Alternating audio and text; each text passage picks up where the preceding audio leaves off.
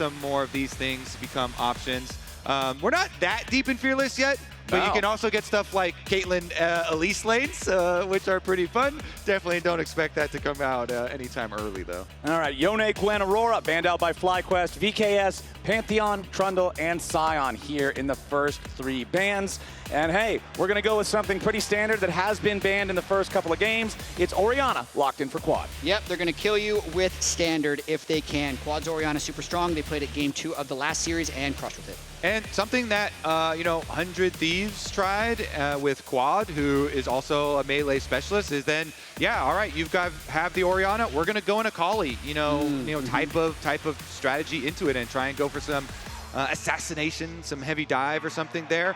Neeko has definitely been a really big one as far as setting up some of those dives, and there we go. Turn out the lights as well. We're getting a little into it. Yeah, that's the combo. Didn't catch it while it was happening, but Neeko going unbanned is always kind of cause to first pick Neeko. It's what happened in game 3 of the last series between FlyQuest and VKS, but they do give it through. That's how much they value the Orianna. And exactly why we kind of bring up, the Akali and these types of champions is you want to play these types of comps into mid laners that don't have dashes themselves. So Orianna is very good right now. It's a high priority mid laner, but it is not a high mobility mid laner. And so Nocturne and Neeko can put a lot of pressure on the flash button of that champion, and as well side lanes. Yeah, banning so many AD junglers and then picking the Nocturne is good, but they pick it really early. It gives FlyQuest time to adapt. The Karma support is just when the lights go out, he's probably going to empower his E and have everyone scatter away. But I also do think, Kobe, that is a good angle for that Akali. Yeah, and plus the Karma support is one of the favored, answers into a Neeko just for lane phase. Yeah. That and stuff like Bard and stuff is just really nice for the lane to be able to have poke for yourself. Maybe it will be an Ezreal to complement the Karma, or maybe VKS will ban it. I get what we wanted here, baby. Lock that in. We get the Mireu Akali. Okay, Mireu Akali locked in, and also the Renekton, I think for Bwipo makes a lot of sense here. You see the Scion ban on the other side. That lets you know, hey, they're banning out strong blind pick top laners. They're probably going to save 5th pick for the top lane counter, so you might as well pick a strong blind pick that's still available. They'll go with the Renekton nice and early. Yeah, I mean, honestly, even though FlyQuest feel pretty confident at the moment, this is at least the type of attack that I like to see coming out of draft from VKS. So let's see what they do want to also protection ban. This Sejuani is a very good pairing with that Renekton that you mentioned, Flowers. So trying to take down some of the possible 2v2 on top side. And it's just such a powerful pick for Inspired. He seems to carry on Sejuani more than any jungler that I've basically ever seen. Plus, when there is this Nocturne Akali Neeko, you're really trying to give a lot of baseline either durability or evasiveness to any pick. So that's what the Karma's going to help with. That's why I feel like the Renekton, where Bwipo will always go Steric Gauge second item, it's going to be really difficult, even if you're Nocturne, Akali, and Neekoing onto him, to get the clean one-shot before FlyQuest can retaliate. So I'm a little surprised that we don't see an Ezreal ban, because I think that's going to be a really strong pick for Massu if he wants it. But they're really focused on pushing Inspired back on his 80 champion picks. That's 4 80 jungler bans thrown out and a jungle takeaway by Vivo Stars. What will our last ban be here from FlyQuest? Jax, the first one, wanting to remove that pick that will eventually outscale the Renekton and become a problem in the side lane. Powerful side laners are also such a problem with Nocturne on the team because he does so well at shadowing them, assisting them, making fights unfair. But we're also just going to remove the Ornn, the big team fighter. It's very hard to stop or play around the Ornn horn when the lights are out, so banning that away makes a lot of sense. Exactly. You get one kind of lane ban with the Jax and one kind of team ban here with the Ornn, because that Ornn horn really does complement a lot of the dive and assassination potential of what VKS are showing. So do like those two there. Let's see about it. The answer again will just be the classic, as you say. Okay. The Gnar into the Renekton. Now Inspired, what you got for us? Yeah, Gnar's been slightly buffed fairly recently, but he's been heavily deprioritized because a lot of top laners thought he was too weak. But especially when there are double top lane bans against a blind pick Renekton, I think that's a good choice for them to have some balanced damage. And now, I mean, what is Inspired? Lee Sin's still available. but he also has the option of just going tank the Sejuani clone in a sense with just Skarner, making sure they can be front to back, and that's giving them that baseline durability on as many champions as they want to avoid the dive of Vivo. Hey, come on now, he's not a Sejuani clone. He's his own strong, independent Scorpion. He doesn't need Sejuani. Yeah, nice rework, shiny new champion. Yeah, Jatt. come on now. Okay, listen, I understand I'm with the Skarner man, but in terms of the slot it fulfills on the team, they're the same. I'm not going to stand for this. This is slander. But that Ezreal that we talked about earlier, being a slippery target that's hard to assassinate, that's going to be locked in for Massu. Yeah, as soon as you see the Karma, super early on too, you're thinking about the double poke lanes. And the Skarner does also have the benefit of being able to do like multi-target peel of melee champions. Yeah. So we'll see if FlyQuest can keep their comp very standard. They don't have an AD carry. I know he's hovering the Ivern. It's a for fun. He's still taunting people. He is. Trying to mind game. Okay, so Jhin, yeah, that's the clear follow-up to all of this like long range, over the top stuff that VKS are showing here. Now, your patented question, Flowers, of which side are you favoring? I do favor the stability of FlyQuest, and this one is looking like a really straightforward for them to play if they can just keep the front to back nice for them. But VKS, this is literally what I asked for. I asked for them to do this, and they deliver. So, I kind of got to hope that it's going to work. The burden of execution is absolutely on Vivo Stars because FlyQuest has the low engage, safe scaling comp where you need to play with a lot of discipline. I will say though, if FlyQuest take a fight early and lose it in a big way, they won't have the durability or the gold to withstand the dives. So VKS need to play an explosive game, and the onus is on them to make something happen. We know how disciplined FlyQuest can be, because if this is on FlyQuest terms, this is a 0 kill to 0 kill game, 18 minutes into the game, and the first actual fight will happen in the Otacon. I really hope we get more than a 0 to 0 kill game. That's just what FlyQuest has drafted. You show them a dive comp with Neeko, Nocturne, Akali that early, and FlyQuest is going to draft to absorb it. Well, they're going to have to play aggressive. They're going to have to play in the face of FlyQuest if Vivo Stars wants to have a chance to keep this series going. Both games so far have been slow for the first 15 minutes or so, but then FlyQuest gets a big advantage. In game number 1, it was at a massive fight at the Rift Herald. In game number 2, it was at a massive fight at the 3rd Drake, since the first one was taken so early. FlyQuest waits for one of these early mid-game objectives and takes their moment. VKS has to make it scrappy before then. And it starts slow, but it ends fast. And if you're talking about my vote for chat in terms of who should get Finals MVP, right now, Busio is just absolutely dominating. A little bit harder to do that on Karma, but we're going to see how he looks. Some real big mantra E's to mega everybody shield up. All right, level 1. Doesn't look like we're going to get anything spicier than we've got in the previous 2 games, honestly. Just a little bit of keeping an eye on the other side's jungle. That's about it. And honestly, these are the types of games that FlyQuest really do like to play and find comfort in. So I'm glad that VKS are giving us the possible action here and, like excitement of big Neeko, Akali, Nocturne plays. But it is going to be super hard because it's into the FlyQuest comfort zone. Okay, so early on here, Boal finding some nice little auto attacks into Bwipo, wanting to ward out that brush, make sure Bwipo can't use that to stay closer range to the mini Gnar. Who should get Finals MVP? It's Busio with 44%, Bwipo with 41%. Everybody else also on the board. Yeah, everybody else is also still in the game. They are there. Something to note about, well, I wanted to talk about the top lane matchup, but hold on. This is going to trade pretty heavily. Yeah, Quad really putting the pressure on Mireu here. One more auto attack might take him down, but no, the potion heals Mireu up enough that a flash auto from Quad wouldn't get the kill. Yeah, nerves of steel here. Nobody flashing too early. And Quad playing really aggressive because it's a Nocturne jungler as well. So you're almost expecting him to full clear, not to mention he has a ward in that left side river to see what's happening. If there is a way that VKS can start to get an early advantage, it would be through some really aggressive Akali play or through some Gnar versus Renekton top, but Quad is really on point getting these first few waves in. Doing a good job ducking behind those minions as well to avoid the shuriken flip. The damage from that thing is absolutely huge. So as long as you're avoiding those, Mireu's never going to find those explosive trades that can really put the pressure on. And so I did want to touch a little bit on Bwipo's Renekton, because I did a special interview with him where we put out some content specifically about Renekton and how to lane with this champion. And we talked to him about 30 minutes. But the mid lane is just more exciting. Yeah, Quad just continues to force Mireu down to no HP. This guy still sitting on about 100. He's out of potions. He only has his Doran shield and natural regeneration. Nocturne? I mean, his ward ran out, and Quad wants to get this next wave, and he's low on mana.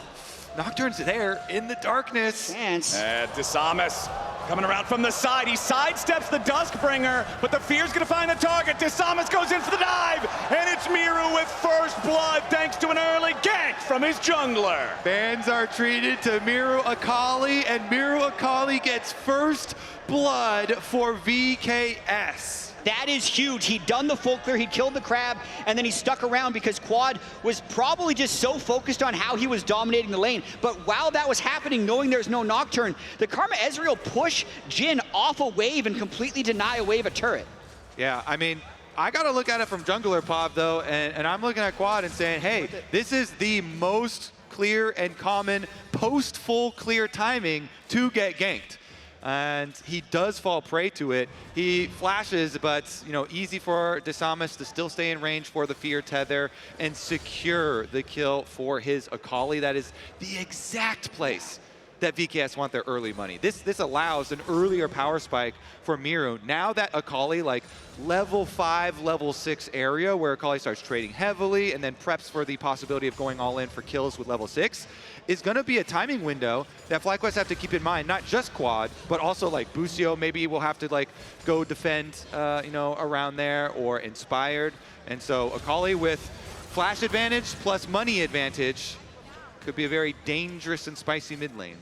Yeah, absolutely. A Nocturne and Akali, that's been a pair that just fits together for the last 12 years. Back before the LCS, when I was playing on Dignitas, I would not play Nocturne without a dive buddy, and my favorite dive buddy was Akali. The old Akali. Different kit, but same idea. You press R, Akali presses R, and if you're ahead, that person dies. Morttheus about to die down here in the bottom lane as well. Forced to use both summoner spells. Does barely stay alive at about 100 HP. Continues regenerating that health. But this is the pressure of the Ezreal and Karma duo. This is what Busio and Massu have drafted, not just to survive the team fights, but to make sure that this bottom lane is pure misery for VKS. Yeah, just pelting them with poke damage over and over and over again. And that's a lot of minions, Flowers. A lot of minions that Morttheus only gets to see from a long way away. He can almost tell what they are. Just about to get back there now within experience range. We'll pick up the last couple of them, but it is a couple hundred gold advantage over for the side of the FlyQuest bot lane. And I actually wonder how much FlyQuest is going to be starting objectives early, knowing that the Akali already has one kill. And I feel like the only way this game gets out of control is if the Akali Nocturne can clean up a fight early. So there's a chance they're just trying to keep waves pushed and delay the taking of these objectives as long as possible. Because Vivo Stars wants to start the Dragon Soul timer early and also get these fights. So everyone's kind of collecting in River now. Oh man, VKS grouped up, ready to maintain control over this Scuttle Crab. Disamis might just grab level 6 off of the Crab, and he does. Immediately engages with a Paranoia flash over the wall. Is not good enough. VKS, their assassins coming to life and taking the early lead. Nice play for them. They got the level 6 early for Disamis. They got the Scuttle Crab, so Nocturne can follow that flash from Busio, fires off the ultimate, they secure the kill. They already also, we kept on hyping up this mid lane advantage with the Akali being ready with the ultimate and no flash there being on Quad. So it was already gonna be risky for FlyQuest to move in. I think it's just very good here for VKS to just pull the trigger, close the trap shut, get their kill onto Busio in addition to his flash. And it's nice to see, as you mentioned, Kobe, Vivo Stars willing to pull the trigger because it's the only way that they can advance this game. But I do actually think it's fairly uncharacteristic by FlyQuest. That is a fairly known timing. First crab after second full clear, jungle will be 6, and they're in river. They're gonna go for you as soon as that thing goes down, and they'd already started backing away. So nice job by VKS, but both the early gank that Quad died to after a full clear timing, where he probably would normally base in TP if he's playing safe, and not feeling the confidence of being 2-0 up, 1 game away from the LTA championship. I think those are 2 mistakes I'm not used to FlyQuest making. Inspired level 6. Maybe looking for a play up here topside, but no, the wave is just going to shove into Boal. He's all the way up underneath the turret. Even though he just turned back into mini, it's still a pretty risky gambit to go for. But the grubs are spawning now as we click 8 minutes. Busio just walking right into the brush. You should not be there, but VKS are happy to punish. I love this too, is the early communication. You could see it in the pings from VKS. As soon as they were walking up river there, Busio and Massu, they passed the control ward in the Dragon Pit that gave vision to VKS, and VKS are like, this is perfect. They're walking right into our trap. Once again, they close their trap, they get their kill. Nocturne now with 2 kills to his name. For Disamis Inspired though. Inspired looking for the Ishtal's impact. He only finds Trymbi, and he only gets the impale onto Trymbi and his clone. That was not a value ulti out of the Skarner. FlyQuest just looked completely lost here in the early game. Yeah, I mean, you could tell the idea, the call is, hey, there is no flash on this Neeko, so let's try and punish it, but just not coordinated there and not going to be able to have the damage. But this is exactly where Vivo Stars want to be in this game. They're ahead of the tempo of the game right now, and FlyQuest is trying to get it back. I mean, even that early gank by Inspired, burning the ultimate and spending the tempo on that gank, isn't the exact game plan of them wanting to stall this out as long as possible, and now they might be looking for something onto Bwipo. Yeah, Disamis is sitting perfectly out of the vision of that control ward in the pixel brush, but now Morttheus and Trymbi are going to step forward. Disamis throwing the Dustbringer over the wall. Bwipo pops an early Dominus to try to clear out the wave and build up some fury. Gets the stun onto Disamis, but it's Boal who tanks the turret. Bwipo is assassinated, and VKS won't lose a man. 4 kills already before 10 minutes. Do not sleep on the #1 seed from the South. They already eliminated 100 Thieves, and they are not done with this series yet. Teleports back out to answer. It is Akali over to mid lane to catch that wave. Quad up to top side to catch his wave as well. And FlyQuest need to go into damage control mode at the moment, because VKS are snowballing effectively in the areas that they do need to. They're divers, they're Akali, they're Nocturne here, really accruing some nice gold for themselves. And Bwipo, trying to ult and go back in there for the wave. VKS just continue on with the play. We'll see about this. It's an attempted, takeover of red buff side, but VKS pings are over to defend this red buff attempt from Inspired.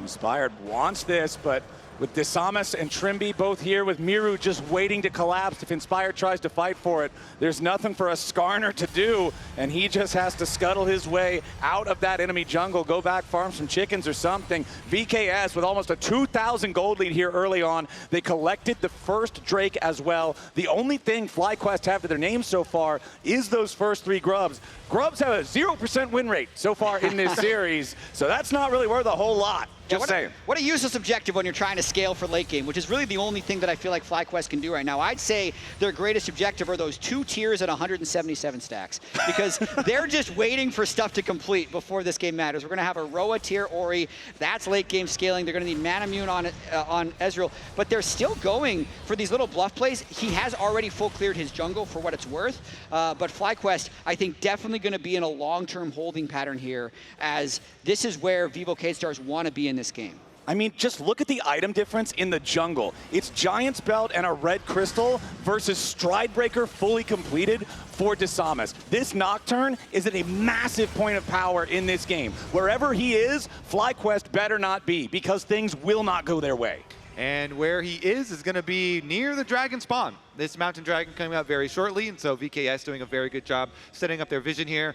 Of course, both teams very well aware that VKS want to make some more picks at this moment. They are in a very good position in the game right now, and so I very, very, very, very 99.99% doubt that FlyQuest would venture anywhere near this dragon, especially because Quad does not have teleport and he's staying on top side just to farm it up. Yeah, and I also think it's very important that Vivo Stars get these dragons on spawn, because the way they'll break this game and actually win this game is with the hextech soul. That's what's going to be spawning the next 2 minutes. So 12 minutes, 30 seconds. You got 2 more drakes to spawn before that. That's going to be a sub 25-minute dragon soul if they're able to take it quickly.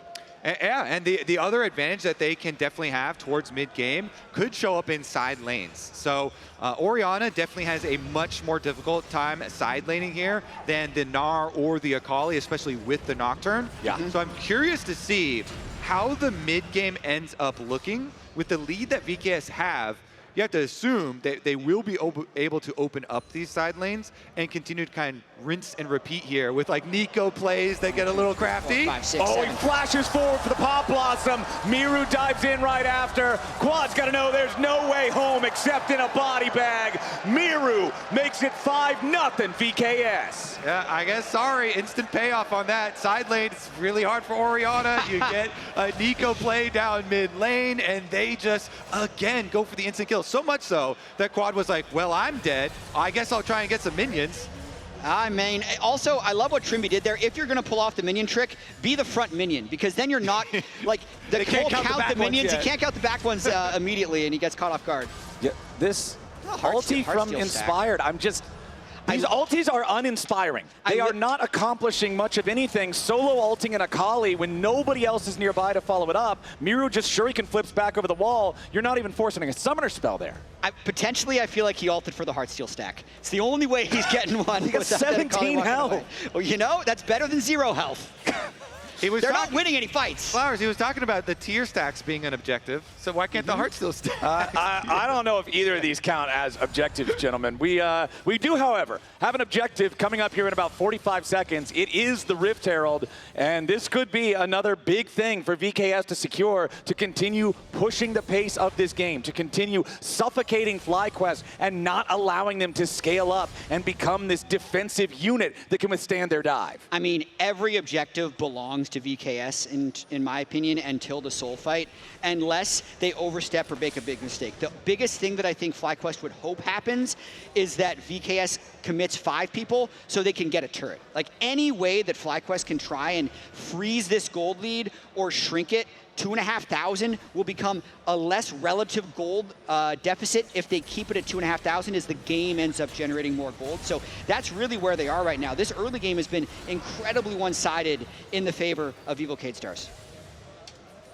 Okay, Busio and Massu just got to be so careful going towards any of these brushes. Busio's karma is so squishy. We've seen what happens if he's not respectful of the fog of war. If he walks into a situation where they're just waiting for him, Disamis going to back away a little bit here. The Herald has spawned. Massu, Busio, Inspired, Bwipo, everybody nearby here. Quad is on the other side of the map. He does have his TP. He does have level 11, ready to join if a team fight breaks out. But that team fight is in such heavy favor of VKS. FlyQuest would have to find an amazing engage to have any kind of a chance, and Disamis is just going to start up this Herald all on his own. Yeah, you could tell they really wanted to go for a pick, and they're chunking down Massu in mid lane, but FlyQuest are not going to bite on this one. They have been punished too many times, and so they have made the call. Know what? We are not going to give you any more kills. Yeah. I mean, I still actually feel like in this state of the game, I'd rather be the side of Vivo Stars, mainly because the Dragon Soul is so fast. So 16 minutes now, 1 minute, 20 seconds till the next Drake. That's going to put that around 17 minutes. That's a sub 23-minute Soul, and I don't feel like the Orianna and Ezreal will be online by that time. I will say credit to Massu. He's really trying to play on the edge in this game. He's being very aggressive in his mid lane 2v2s, trying to make sure he's getting every CS and denying the Jhin as much as possible, because they are in a dire situation. He needs to be strong enough by the time these soul fights come around. A miracle Ezreal 1v5 is kind of what you're saying? It's what it feels like Massu's hoping to do later. He's the most aggressive player on their team right now. And they do. Oh, Mireu this jumping could be in. A trap. Quad could be in some danger. The shockwave to try to pull him out, but Mireu immediately jumps back away, disengages as Inspired tried to go for the Ishtal impact into the Impale. But again, it's another ulti and another whiff from Inspired. And you want to look at a lot of the cooldowns for FlyQuest that are going to contribute to durability. So there's a lot of burst damage, of course, on VKS, and they'll have a lot of offensive power. But once grouped up, FlyQuest want to try and use that extra safety that they have, and they're moving together as a unit. You know, they're the ones with the redemption that is finished. Neeko, pretty much always, you got to go for Proto Belt so you can get your Miracle engage. But Busio wants to add that extra shield, plus the extra, redemption heal, and they work behind their very beefy front line here. I mean, at the very least, FlyQuest is looking for a bit of a contest there. If you do count the items, there's not 2 full core items on anyone from Vivo Stars, so they might think that this is fightable. Keep your eyes on Massu, though. He is all alone. There are no teammates near him right now. If anybody else from VKS jumps on him, Disamis can immediately follow it up. But no, FlyQuest, they have conceded the bottom side river to VKS. It is all 5 Vivo K-Stars players. And this third Drake of the game will go down. They will secure the feats of monster slaying with that one. But topside, Quad is just trying to get the first turret of the game. This tier 1 top still has a little bit of HP left. Quad needs to push the wave as fast as he can. Mireu is making his way up towards the top side. The grubs might at least come in useful here for a little bit. Yeah. Boal with his Trinity Force chasing after Bwipo does find a lot of good damage there, but Bwipo gets away to safety in enough time to not be killed. First turret over to FlyQuest. Yeah, I think that the correct call is to go for the guaranteed money and then cross-map trade on the top side to get the extra funds into your Orianna. This champion does scale quite nicely. Rod of Ages stacks are still stacking up. Yeah. Wants to get that extra tower money for them so that they can actually... Might be a dive here. Yeah, Boal just turned back into mini Gnar. Bwipo with a swift trade to clear him out. Call the Meek plus Stridebreaker active on top of the wave. Also insta-clears the minion wave. So that also will serve to dissuade Disamis and Boal from trying to make any sort of a dive onto Bwipo, who now takes his recall. Unleashed teleports available on 3 out of 4 solo laners here in this game. Mireu is the only one who doesn't have his, but he's right where he wants to be. He's stalking the brushes in the top lane, hoping that Quad greets out from another wave. Trymbi continues to just try to be as annoying as possible, harass Massu, and try to get this Ezreal off tempo. Really trying to get any advantage possible. The stall out from FlyQuest is definitely in full effect, though, and I'd say that little bluff they did at Drake, clearing out vision, is what bought the time for Quad to get that additional gold. And I think now they need to continue bluffing around Otacon, because if there's an equalizer for a 3 Drake 2,000 gold lead, it's going to be the Otacon debuff. So this is not going to be a free objective that FlyQuest is going to give over, but this plus the Soul are going to be where this game is decided. Yeah, and VKS are the team that get to drive that and choose the exact moment. FlyQuest are kind of in a reactive seat at the moment. They do have to rely on their full 5, on their durability of their shields from Orianna, from Karma, and try and play safely that way. VKS are in the position where they do get to choose kind of the openings and the area that the team fight is going to be in. We definitely are looking, 2 minutes and 45 seconds here ahead to the Dragon Soul, because that is going to have huge benefits for VKS. Yeah. And so they're going to try and use as many of their vision resources. Oh, nice route. Nice little prediction there. Towards this area of the map really early on, and then try and force FlyQuest into a really awkward team fight where they actually have to approach here from a dangerous scenario. Yeah, I do think this is where FlyQuest does make their stand, though. If you look at the core items on everyone. Ooh, Inspired wanted to get in there, find that Ishtal impact onto Mireu, but now Disamis is ready to turn it around into a full-on 2v2. Disamis and Mireu. It's only Mireu pulled back by the Impale. The Nocturne damage is absolutely massive. Inspired on the Skarner, can't finish any of these kills. It's a 6-0 game favoring VKS. Busio tries to get away. Massu firing off Mystic Shot, but the clone is going to block them all. Mireu now going after Massu, who steps forward after the Akali, flashing back over the smoke, trying to make a little bit of distance. The curtain call fires off and Massu flashes back over the wall, but Inspired's not going to do the same. Boal takes the kill. VKS, 3-0 fight, 8-0 game. FlyQuest were hoping they could get a 2v1 on top side, but VKS already had a play of their own in mind. They had already made the call. We're going to attack this side lane. Disamis is there. The Nocturne ultimate comes through, and the side lanes are where they are king. And that's what sums up this game. Disamis is there. Every time something happens, he's the one cleaning up. Boal is in a 1v2. Yeah, Boal now locked up. He is in Mega Gnar, so he is a little bit tankier. Massu and Bwipo chasing after the Gnar, but now with the TP coming in. Busio also ready to reinforce. Massu fires his skill shots a little bit early, but the Akali is so evasive. Mireu shows up, keeps his ally protected, tries to juke him out there a little bit. But FlyQuest are just not performing, and I feel like a huge thing about this, not only is Disamis everywhere, Inspired is nowhere. 0, 1, and 0 on this Skarner so far. There are no kills on FlyQuest. Inspired is normally such an engine for this team, and the engine's out of gas in Game 3. And watching this one more time, Mireu's just trying to buy time for when Nocturne can press R, and they just go all in. The CC chain is enormous from a long fear onto Quad. You could see Quad nearly got in range of Busio's heal, but I'd say even if he does, the flank from Trymbi was going to be enough to clean them up. Busio also falls for his 3rd death of the game, but we got to get back to live because the Otacon Soul is about to be happening. Yeah, we've already got the fight trading back and forth a little bit down here.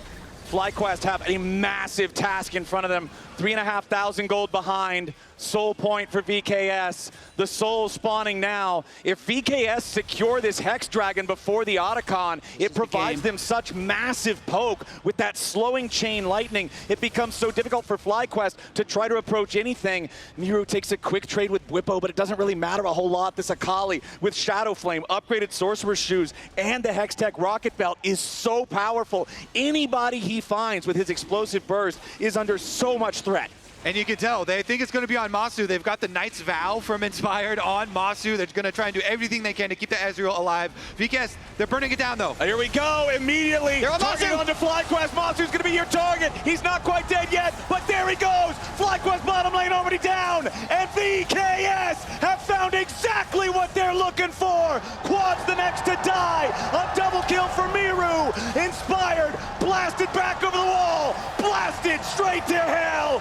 VKS 12-0. They get everything they want and more. Massu was already flashless and barrierless, so when they can get the flank, it is lights out for him. They get the fight, they get the soul, they're gonna get the Otacon, and that is gonna make the Baron and the game likely indefensible for FlyQuest. And we're seeing it. VKS, the #1 seed from the South, when they are faced with their last must-win game here, they are clutching up.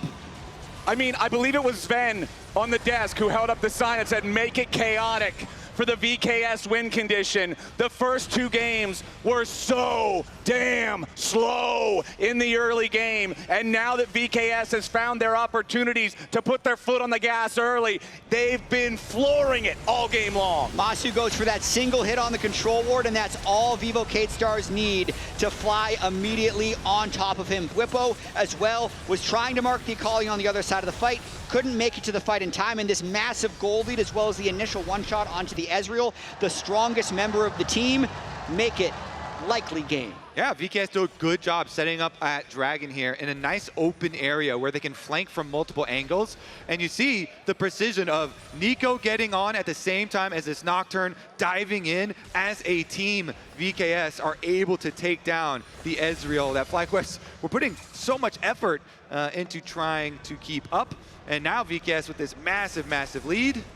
At this point, FlyQuest is just trying for desperate plays. If they get 1 kill, they'll probably try and force Baron, but here comes the Nocturne again. Okay, there's your Impale, trying to lock him up a little bit at least. Inspired stays alive with the shield from the Seismic Bastion. Mireu just staying alive barely here with 200 HP, but Boal continuing to pressure forwards. VKS, they go to make their move.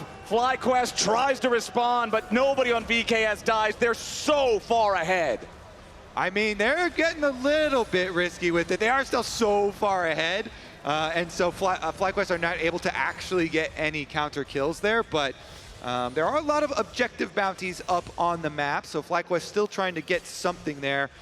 Massu wants an objective bounty off the mid tower, but Morttheus is there to clear the wave. And the story of this year for Vivo Stars has been improvement. I mean, you could see their split 1 was so atrocious, finishing after just a couple of best of 3s, and then with winning split 3, and then even coming into these playoffs, getting 3-0'd by FlyQuest at first, and now bouncing back to this game after losing the first 5 games. They're not a team that quits.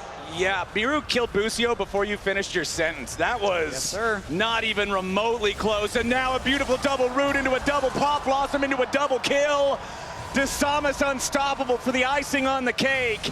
VKS, with their backs against a wall in a must-win game, might just shut out FlyQuest in Game 3. And we were talking about it from the draft. The burden of execution was on Vivo Stars, and they have stood up to that challenge. They did not play passively. They have found the windows to punish FlyQuest, and they are on top of the Baron. Trymbi targeted here by Bwipo. The shutdown goes over to the FlyQuest top laner. At 27 minutes into the game, FlyQuest get their first kill. They're on the board. I mean, FlyQuest have come back from some pretty deep deficits themselves. I will say this is also with a Hex Dragon Soul, which is a very powerful soul, but FlyQuest still looking for some angles for themselves. Bwipo does get them on the board. They got their 1 kill. Ooh, level 16 for Disamis here on the Nocturne.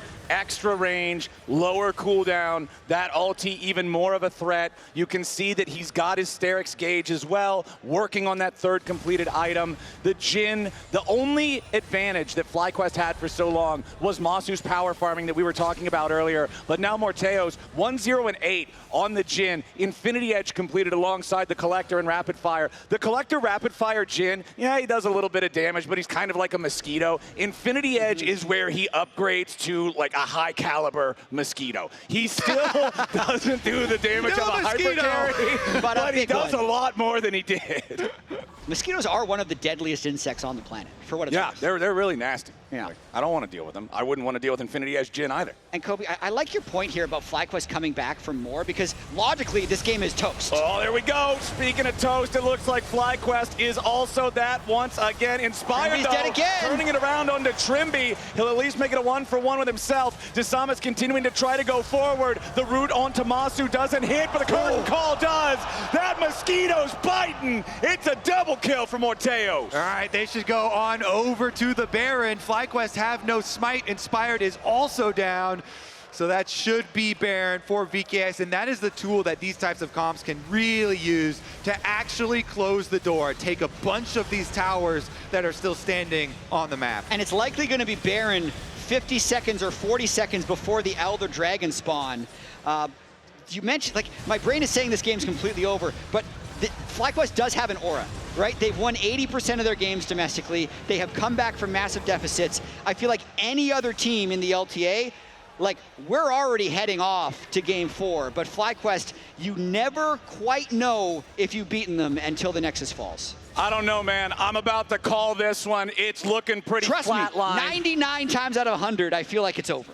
VKS has truly arrived here for the finals in game number 3. 2,500 gold lead in mid, 2,500 gold lead in bot, 2,000 gold lead at support, 3,500 gold lead for Disamis in the jungle, up against the player of the year, making this look easy in the Nocturne versus Skarner matchup. As FlyQuest, they know that Elder is their last chance. The great equalizer is the only way to come back into the game. Disamis tries to fly in. FlyQuest is separated. Inspired only locks up the enemy jungler as Bwipo tries to duel with Mireu. 3-minute shockwave, but it's not enough. Not when you're this far behind. Pop Blossom ready to follow it up. FlyQuest, try as they might, say goodnight. It's an ace for nothing. VKS. The Vivo K-Stars are gonna push us to a game 4 in this series. They stand up and they're gonna take this one. They saw the 19-4 in game number 1, the 18-5 in game number 2, but the most impressive score of the series is 22-2 here in game number 3. The LTA South will rise to meet the challenge, and VKS find their way onto the Nexus. Ladies and gentlemen, we got a series on our hands. And only a couple minutes longer than the 2 FlyQuest victories. This is a dominant performance of their own, backs completely against the wall, needing to win every single game. VKS extend the series. The #1 team in the South versus the #1 team in the North. This is what you hope for. You don't want that sweep. FlyQuest has to still finish this team off. Lounge, they did it. Vivo K-Stars brought it back. Break it down for us. I mean, I think the crowd was breaking it down already. This arena almost broke with how loud the Brazilian fans were off of that one win from Vivo K. Well earned as well. Sven, they made it chaotic. Yeah, I mean, pick the